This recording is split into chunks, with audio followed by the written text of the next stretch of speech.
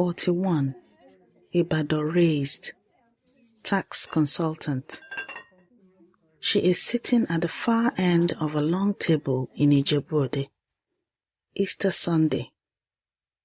Her mother-in-law is to her left, a woman who runs her household the way she runs everything, precisely and with great warmth and without explaining herself. There is jollof rice, plantain, the smell of pepper and palm oil settling into the walls. 19 relatives. Her mother-in-law turns to her, genuinely curious, not unkind, and says, "So, Adaeze, do you even speak Igbo?" The table does not go hostile. It goes attentive. Ndewo. No.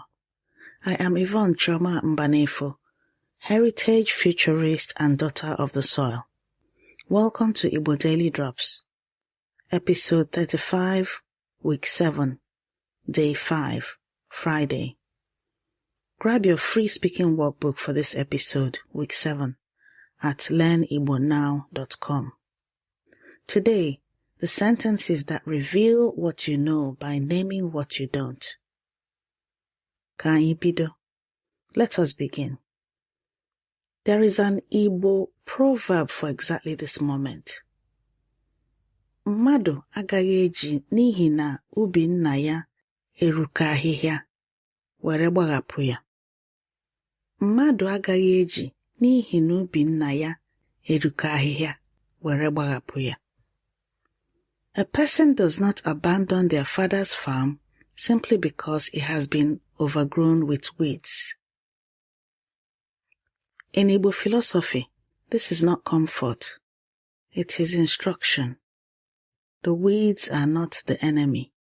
They are the evidence of time passing without tending. What matters is whether you pick up the cutlass today.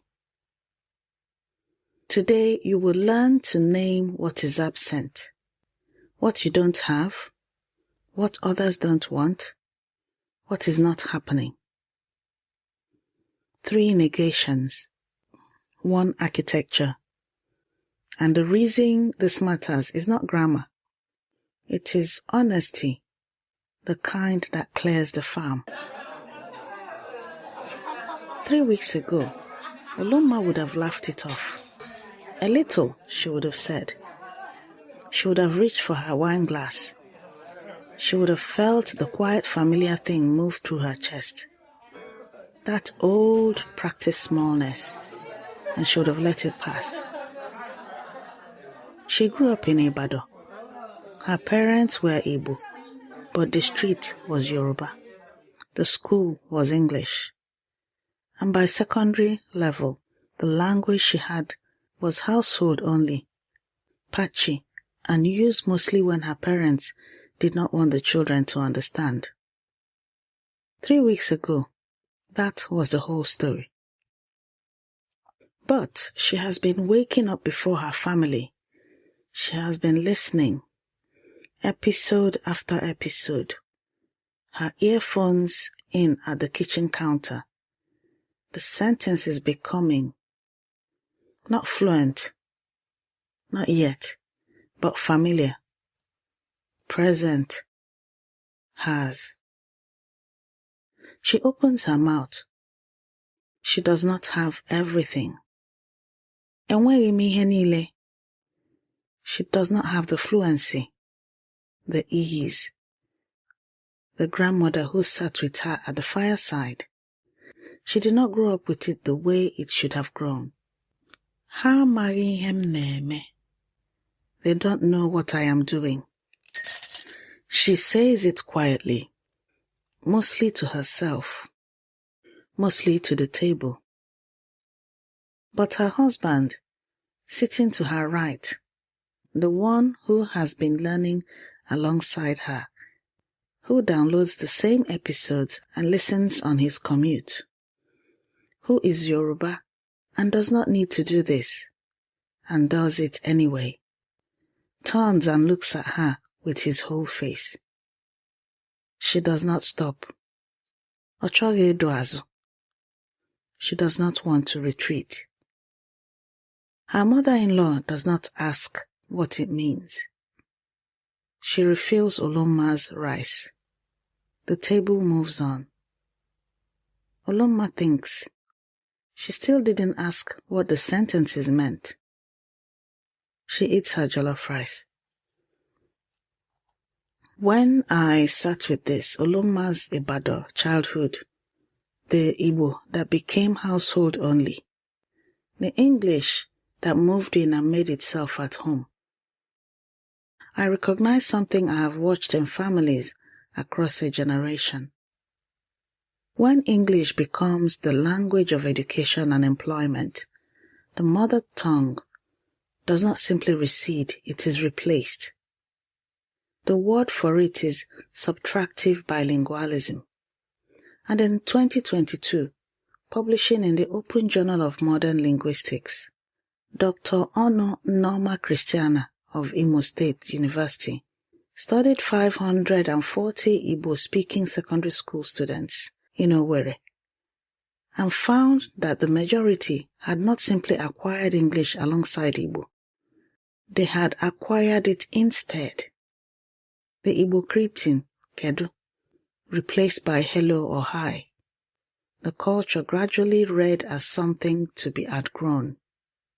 But Christiana's research in 2022 also named the alternative additive bilingualism, where the second language arrives without displacing the first, where both live in the same person simultaneously, strengthening each other, where learning English sharpens your eye for what Igbo is, and Igbo deepens the English you already have.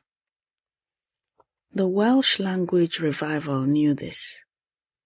Wales moved from subtractive to additive through deliberate policy, Cymraeg in schools, in courts, in daily life, and reversed a century of decline. What governments did with policy, Olumma is doing with her earphones at 6 a.m. What Igbo elders taught as the natural condition, that you hold your father's language while you move in the world's languages, neurolinguists now call additive bilingualism. Igbo encoded it as farming wisdom. You do not abandon the farm because of the weeds. You are not learning a language, you are choosing what kind of bilingual you will be. Now, let us build your drops for today. Repeat after me. 1. Enweghị m ihe niile. I don't have everything. Enweghị m ihe niile. Enweghị m ihe niile. 2. Ha amaghị ihe m na-eme. They don't know what I am doing. Ha amaghị ihe m na-eme. Ha amaghị ihe m na-eme. 3. Ọ chọghị ịdụ azụ. He or she doesn't want to retreat. Ọ chọghị ịdụ azụ. Ọ chọghị ịdụ azụ. Take this with you. The farm that is overgrown is not a dead farm. Olumma did not arrive at that table fluent. She arrived having cleared 3 weeks of weeds. Enweghị m ihe niile was not a confession of failure. It was the beginning of honesty, and honesty is where the clearing starts. Before this day ends, say, Ha amaghị ihe m na-eme, not to practice, to remember what you are already doing that no one can see yet. Every sentence you learn is a drop, and every drop feeds Oke Osimiri Mmụta Igbo, the ocean of Igbo knowledge. Grab your free speaking workbook at learnigbonow.com. Rate us wherever you're listening. Your review is how another learner finds their way home. This has been your Igbo Daily Drop. Abụ m nwanne gị nwanyị Yvonne Chioma Mbanefo. I am your sister Yvonne Chioma Mbanefo. Ka obi gị ghara inwe ahịhịa, ka aka gị chọta ọrụ nke ha. May your farm be clear of weeds, and may your hands find their work. Ka anyị hụ echi. Until we meet again tomorrow.